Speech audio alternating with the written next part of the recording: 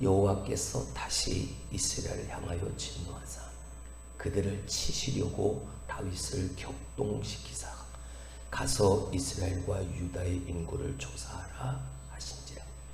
이에 왕이 그 곁에 있는 군사령관 요압에게 이르되 너는 이스라엘 모든 지파 가운데로 다니며 이제 단에서부터 브엘세바까지 인구를 조사하여 백성의 수를 내게 보고하라 하니 요압이 왕께 하려되 이 백성이 얼마든지 왕의 하나님 여호와께서 100배나 더하게 하사 내 주 왕의 눈으로 보게 하시기를 원하나이다. 그런데 내 주 왕은 어찌하여 이런 일을 기뻐하시나이까 하되 왕의 명령이 요압과 군대 장관들을 재촉한지라. 요압과 사령관들이 이스라엘 인구를 조사하려고 왕 앞에서 물러나 요단을 건너 갓 골짜기 가운데 성읍 아루엘 오른쪽 곧 야셀 맞은쪽에 이르러 장막을 치고 길르앗에 이르고 닷딤 후시 땅에 이르고 또 다냐 안에 이르러서는 시돈으로 돌아 두루 견고한 성에 이르고 히위 사람과 가나안 사람의 모든 성읍에 이르고 유다 남쪽으로 나와 브엘세바에 이르니라. 그들 무리가 국내를 두루 돌아 9달 20날 만에 예루살렘에 이르러 요압이 백성의 수를 왕께 보고하니 곧 이스라엘에서 칼을 빼는 담대한 자가 80만 명이요 유다 사람이 50만 명이었더라. 아멘.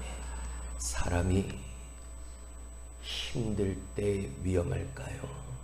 아니면 잘 나갈 때 위험할까요?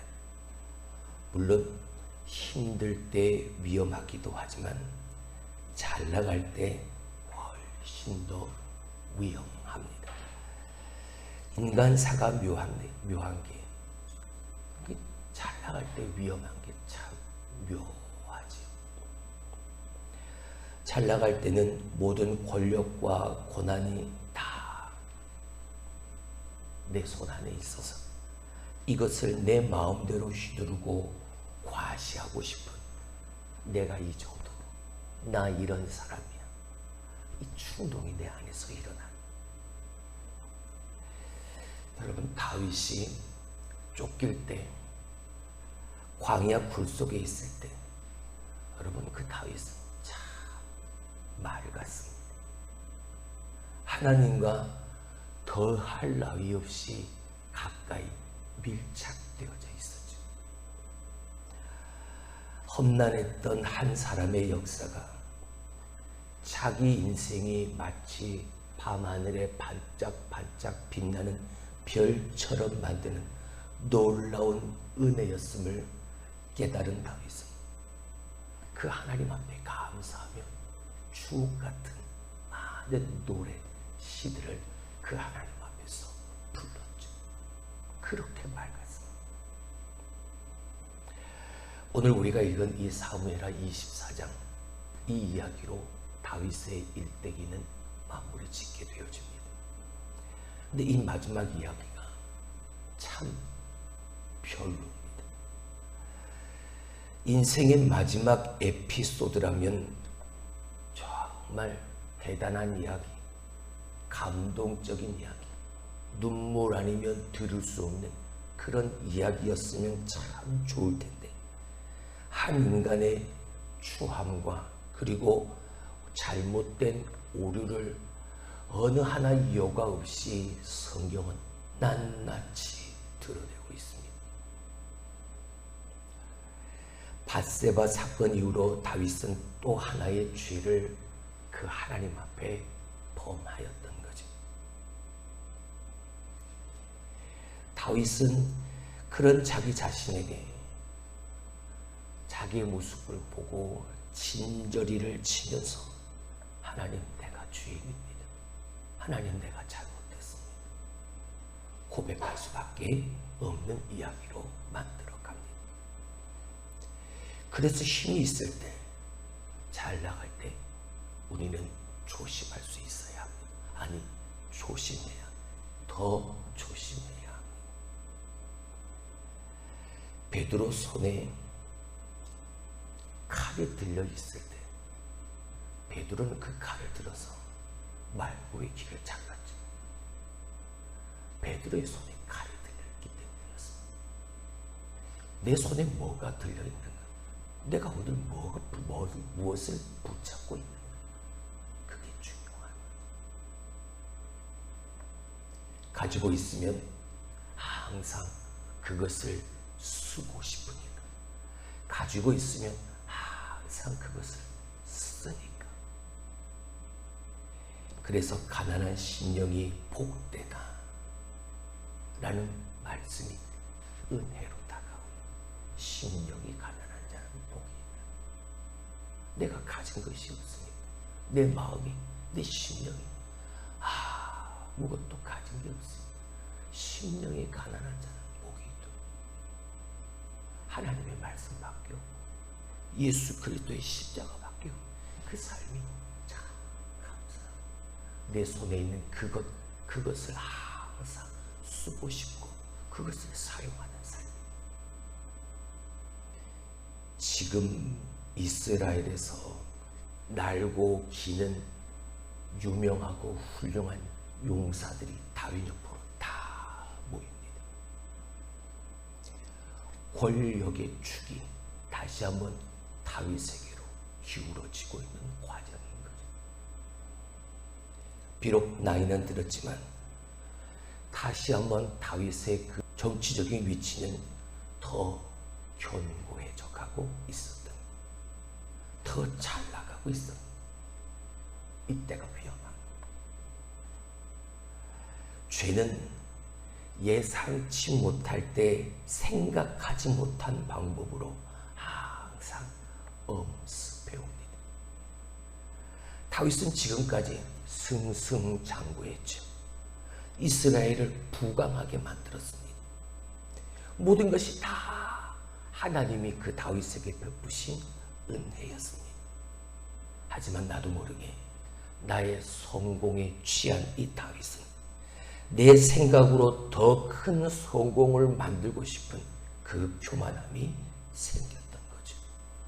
오늘 그 다윗의 교만을 꺾으시는 하나님의 진노를 통해서 오늘 다시 한번 내 모습을 점검해 볼 수 있는 시간이 되길 주님의 이름으로 축원합니다. 1절의 말씀을 봅니다.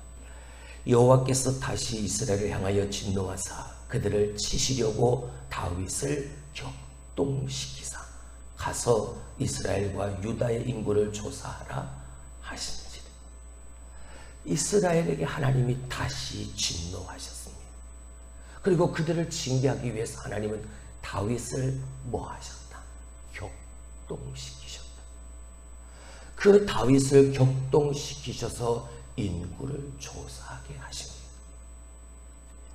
좀 이상합니다. 하나님이 다윗을 격동시켜 놓고 모든 죄를 다윗에게 덮어 씌우는 모양이거든요. 근데 여러분, 우리는 오해해서는 안 되죠. 여기서 격동시키셨다라는 이 표현은 다윗이 그렇게 행할 수밖에 없었던 행위의 원인을 말하는 게 아니라 전체적인 총체적인 그 이스라엘 백성들 다윗의 모습을 평가한 말인가. 다시 말하면 출애굽 당시에 애굽의 바로 왕에게 하나님이 계속해서 경고하셨지만 하나님의 말을 듣지 않는 바로의 마음을 하나님이 뭐하게 하셨다? 강팍하게 하셨다. 하나님이 완고하게 하셨다. 계속해서 하나님이 바로가 하나님의 음성을, 하나님의 말씀을 계속해서 듣지 않도록, 들을 수 없도록 하나님이 그 바로의 마음을 완고하게 하셨고 하나님이 강박하게 하셨다. 바로 그 의미였던 거죠. 그렇게 이미 다윗은 내 마음속에 이미 유혹의 덫에 덜컥하고 걸려있는. 그러니까 하나님이 다윗, 너 지금 그래? 너 지금 그런 마음을, 이 교만한 마음을 네가 가지고 있다 이거지. 하나님이 그런 마음이셨다. 그러시면서 지금까지 다윗과 이스라엘 향해 힘껏 누르고 계시던 하나님의 그 통치하던 손을 하나님이 걷어버리시는 거예요. 그러면 그렇게 하나님의 손에 의해서 눌려있던 그 죄악된 성질들이, 죄성이 그대로 발화되어지고 폭발하게 되어져서 사고가 일어나요. 하나님이 징계하시는 목적은 우리를 망하게 하는 것이 아니다 라고 분명히 말씀을 드렸던 거 기억나시죠? 하나님이 우리를 징계하시려는 목적은 우리로 하여금 도리어 죄를 깨닫게 하시려는 하나님의 사랑이에요. 하나님은 당신의 백성들을 다시 한번 죄를 깨닫게 하고 옳은 길, 의의 길을 온전히 따라가는 자, 그런 백성으로 만들어 가시기 위해 하나님이 손에 드신 그 매였던 거고요. 그래서 우리는 오늘도 기도하는 거죠. 하나님, 내게 침 삼킬 틈에도 나를 놓지 말아 주옵소서. 잠시라도 침 삼킬 만한 그 순간에도 절대 나를 놓지 말아 주옵소서. 하나님이 우리를 놓아버리시면 우리는, 하나님이 나를 억누르고 계시던 그 손을 치워버리시면 우리는요, 통통통통 이리저리 방종할 수밖에요.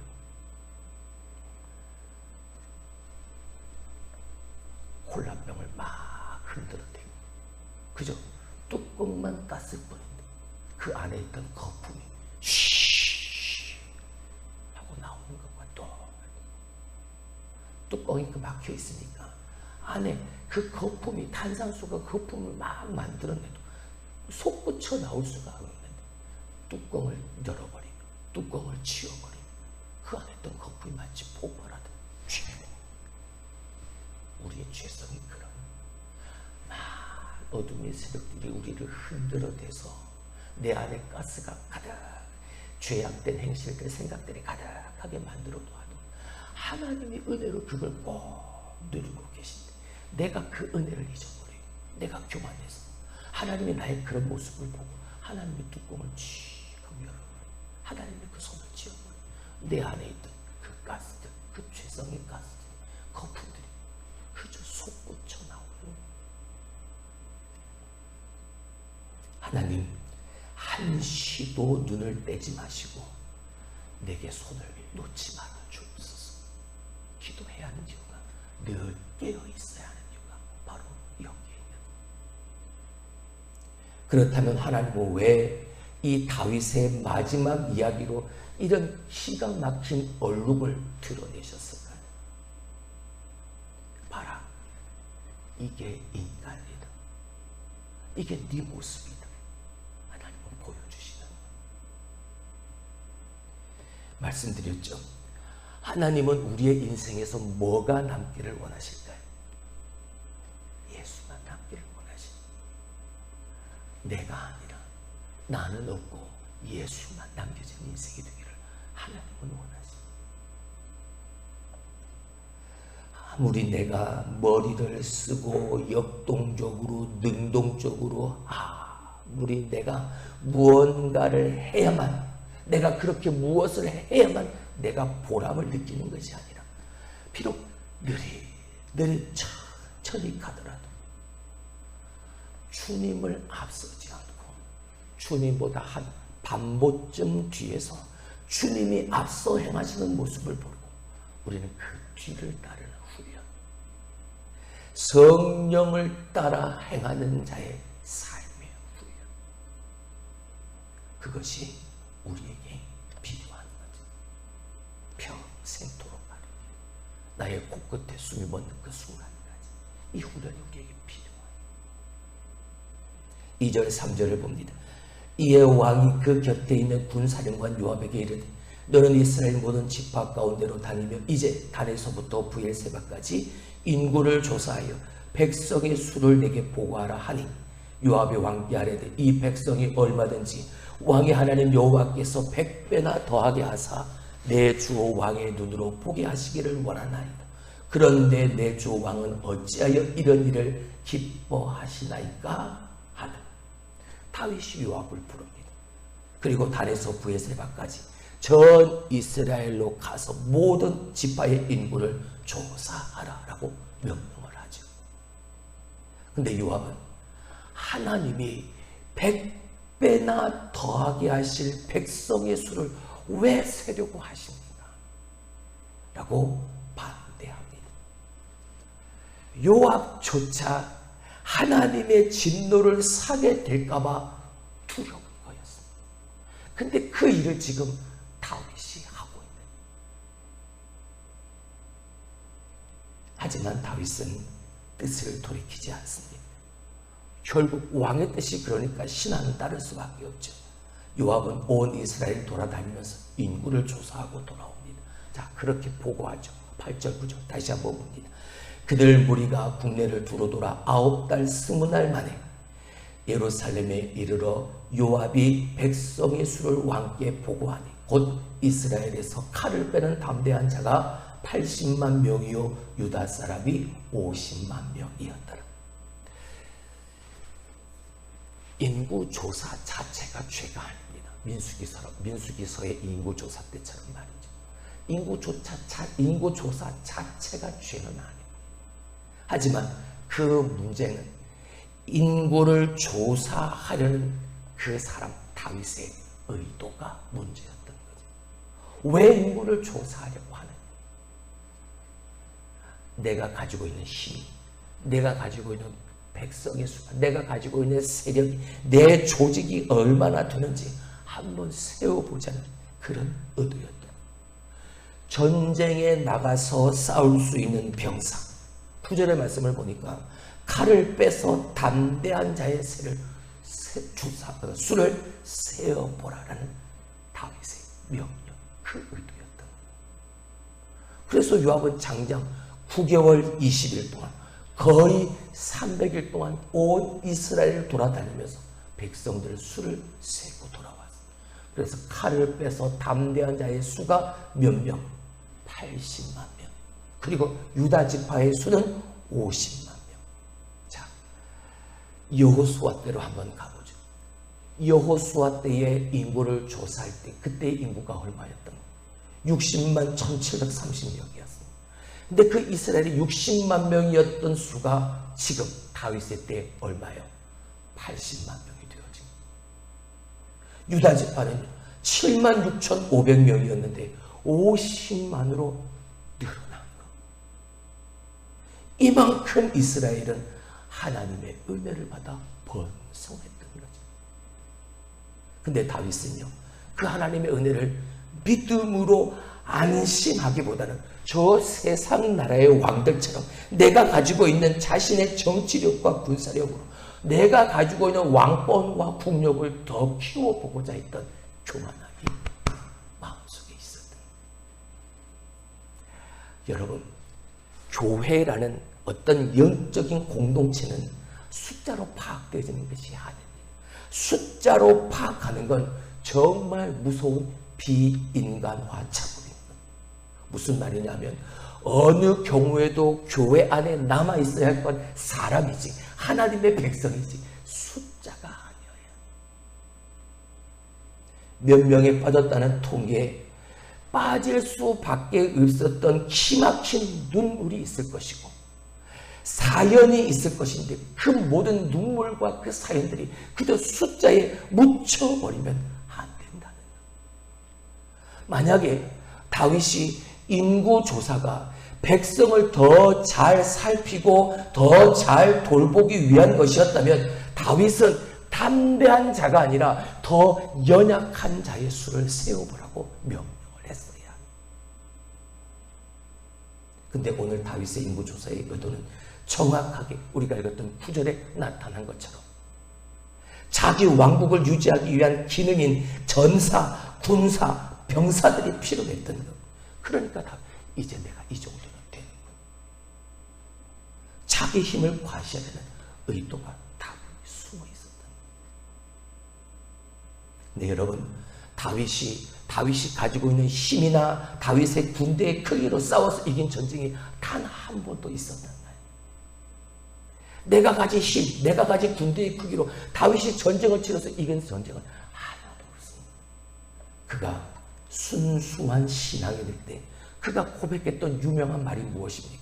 사무엘상 17장 45절 다윗이 골리앗 앞에 섰을 때 했던 말, 너는 칼과 창과 단창으로 내게 나아오거니와 나아오거니와 나는 만군의 여호와의 이름 곧 네가 모욕하는 이스라엘 군대의 하나님의 이름으로 내게 나아가노라. 할렐루야. 그리고 47절 또 여호와의 구원하심이 칼과 창에 있지 아니함을 이 무리에게 알게 하리라. 전쟁은 여호와께 속한 것인지 그가 너희를 우리 손에 넘기시리라. 할렐루야. 그의 신앙이 순수했을 때 전쟁은 여호와께 속한 것이 아닙니다. 전쟁은 칼과 창에 있는 것이 여호와의 손에 달려 있는 것입니다. 그렇습니다. 오늘 다윗을 다시 넘어지게 만든 건 저 외세의 세력들이 아닙니다. 자기 내면의 적, 인애를 상실해버린 교만한 마음이 다윗을 다시 넘어지게 만들었다. 그 마음이 하나님이 진노하신 마음이죠. 우리 다시 한번 3절의 말씀을 보고 말씀을 맺겠습니다. 3절 요압이 왕께 아뢰되 이 백성이 얼마든지 왕의 하나님 여호와께서 100배나 더하게 하사 내 주 왕의 눈으로 보게 하시기를 원하나이다. 그런데 내 주 왕은 어찌하여 이런 일을 기뻐하시나이까 하되. 어찌 보면 참 하나님의 그 생각이, 하나님의 행하심이 짓궂은 비교를 하고 계시니까요. 인구 조사를 해야 하는 그 요압이 지금 이렇게 말하는 겁니다. 정치적 야망을 가지고 나의 그 야욕을 이루기 위해 물불 안 가렸던 요압조차도 오늘 다윗의 이 행위를 이렇게 평가하는데, 다윗이 오늘 이 어리석은 그 일을, 요압도 두려워하는 그 일을, 하지 않은 그 일을 이 다윗이 지금 하고 있는 그 짓궂은 비교 말입니다. 요압도 다윗. 사람이 한번 미련의 구덩이에 빠지면 아이고 저 사람이 어쩌다 저렇게 됐대 라는 말을 들을 정도로 어처구니 없는 일을 당하게 되었을 때가 있습니다. 거기에는 박사학위도 필요 없고 똑똑한 것도 아무 소용없습니다. 내가 가지고 있는 힘도 소용없고 내가 가지고 있는 권력도 소용없습니다. 하나님께서 나의 인간의 그 지혜를 하나님이 놓아버리시면 어리석을 수밖에 해요. 주님의 손에 붙들려 있는 것이 가장 큰 복이요 나의 인생의 최고의 스펙이라는 거 말씀드립니다. 그럴 때 하나님이 모든 대적들을 막아주시고 사람들에게도 좋게 여겨지게 하나님이 일하시는 그 마음을 가지고 있을 때 오늘 하나님의 진노는 다윗이 버리지 못한 한 인간의 미련, 그 교만함 때문이었습니다. 다윗도 저 세상 왕들이 사용하는 방법으로 내가 가지고 있는 이 권세를 강화하려는 그 유혹에 덜컥 빠져버렸던 겁니다. 어쩌면 이스라엘 전체가 오늘 다윗과 같은 이 모습, 이방의 풍속을 따라 영향을 받고 있어서 하나님이 오늘 저 다윗을 사용해서, 다윗의 욕망을 사용해서 이렇게 이스라엘을, 다윗을 치고자 하셨는지도 모르겠습니다. 모두가 다 그런 마음을 가지고 있는 그 환경. 하나님은 늘 세상의 방식을 따라보라. 하나님의 백성은 늘 세상의 방식을 따라 살아보라고 하는 유혹을 받습니다. 그러므로 매 순간 깨어있지 않는다면 우리는 그 유혹이 오늘 다윗처럼 넘어갈 수밖에 없는, 세속에 물들지 않고 무엇보다 교만하지 않도록 나 자신을 더욱더 그 거룩함을 지켜가는 일에 더욱더 힘을 쓸 수 있는, 여러분 새벽을 깨워 함께 기도하는 기도의 동역자들, 저와 여러분이 될 수 있기를 주님의 이름으로 축원합니다.